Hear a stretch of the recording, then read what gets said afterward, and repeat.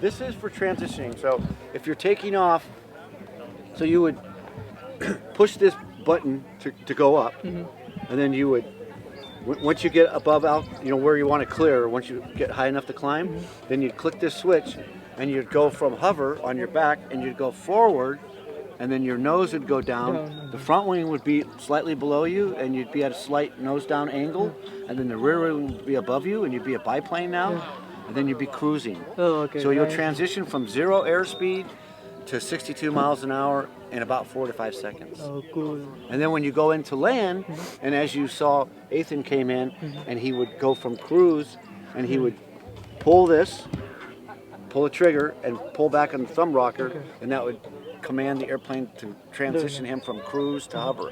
So he would stop, and then you pull back, and you keep pulling back on the thumb rocker, and you'll be watching your iPad here, and you'll have a camera below you, and you'll have a picture vertically on that, and you don't have to look out, and that'll show you directly what's below you, and it'll show your altitude on there from the radar altimeter, which is on the wings, and it'll show you going lower and lower. Once you get to 15 feet, it goes into auto land, and it just automatically lands without you doing anything.